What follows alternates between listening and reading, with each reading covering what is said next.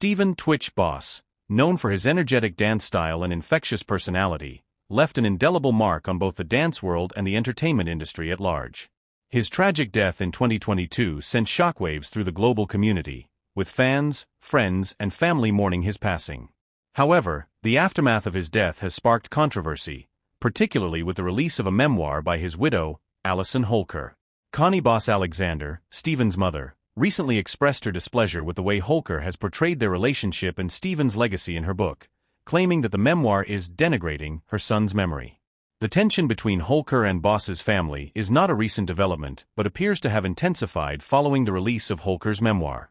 The book, which recounts their life together, aims to honor Steven's memory while detailing their shared experiences. However, according to Connie, there is a deeper issue at play. She feels that Holker's portrayal of their family dynamics, and Steven himself, has undermined the image of her son that she holds dear. Connie has stated that the memoir presents a version of Steven's life that does not align with how she knew him. In particular, she claims that Holker's narrative places a heavy emphasis on her own emotional struggles and personal grievances, often at the expense of acknowledging the positive and well-rounded aspects of Steven's legacy. Connie's frustrations seem to stem from what she perceives as a manipulation of Steven's story to fit Holker's own narrative, rather than honoring him as the person he truly was. This is not just about a family disagreement. It's also a reflection of the complex and sometimes messy nature of relationships within the entertainment industry.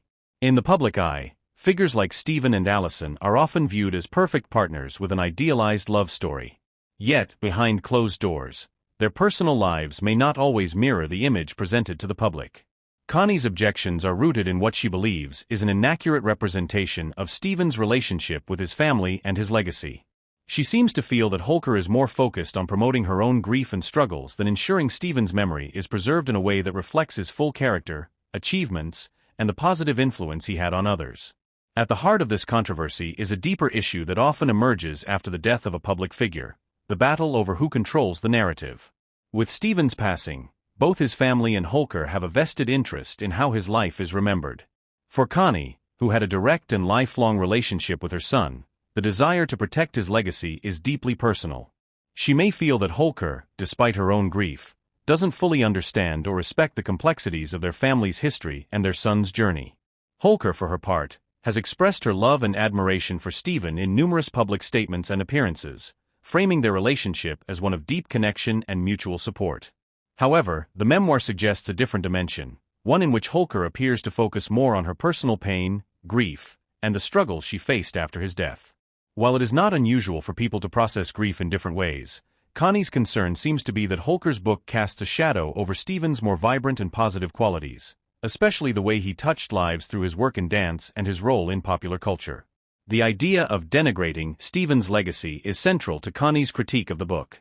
She believes that by focusing so heavily on her own perspective, Holker has shifted attention away from Steven's achievements, his personal qualities, and the broader impact he had on those who loved and admired him. It appears that Connie feels the memoir has taken a tragic moment, Steven's untimely death, and used it as a platform for personal venting rather than honoring his contributions to dance and entertainment. The situation underscores the complicated emotions and conflicts that often arise in the wake of a celebrity's death, especially when there are multiple people involved in the deceased's life, each with their own narrative. In this case, it's clear that both Holker and Connie want what's best for Steven's memory, but their visions of that memory appear to clash. While Connie advocates for a portrayal that emphasizes Steven's positive qualities, achievements, and the lasting impact he had on the world, Holker's memoir focuses on the emotional roller coaster she faced in the wake of his death. This contrast in priorities has led to a growing rift between the two, with each woman staking a claim on how Steven should be remembered. The issue is further complicated by the public nature of both Steven and Holker's relationship. As a professional dancer and prominent figure on shows like So You Think You Can Dance, Steven was a beloved figure with a dedicated fanbase. His relationship with Holker, which was often highlighted in the media as a fairy tale romance, made their public split and his death all the more painful for fans. Now, with the release of Holker's book, the public is invited into the intimate details of their life together, which, while providing insight into their personal struggles, also risks overshadowing the broader legacy Steven left behind. Connie's anger reflects her belief that Holker, in trying to process her own grief, may be inadvertently diminishing Steven's impact on the world. It's important to note that grief manifests differently in everyone. Holker's decision to write a memoir was likely her way of coping with the immense loss she experienced. Writing about her experiences might have helped her process the overwhelming emotions following Stephen's death. However, from Connie's perspective, the way this grief is expressed is problematic because it shifts the focus away from the man Stephen was and the legacy he built. This dynamic isn't unique to the Boss family. Many families of public figures find themselves in similar situations when trying to navigate how their loved one's life is portrayed posthumously. The idea of legacy is inherently fluid, especially when it involves someone as multifaceted as Stephen. As a public figure, Stephen had a wide array of fans and admirers, each with their own perception of who he was and what he represented. Some knew him primarily through his dancing career, while others admired his off-screen persona as a loving husband and father. To his family, Stephen was a son, brother, and friend, a person whose true essence cannot be captured by the limitations of a public narrative. This conflict also raises important questions about the ethics of posthumous storytelling. Who has the right to tell the story of a deceased loved one? Is it the spouse who was closest to the individual in the final years of their life, or is it the family who knew the person from birth onward?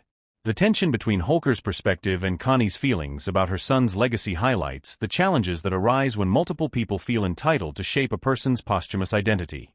Despite the tension between them, it is possible to see that both Holker and Connie are motivated by a desire to honor Stephen.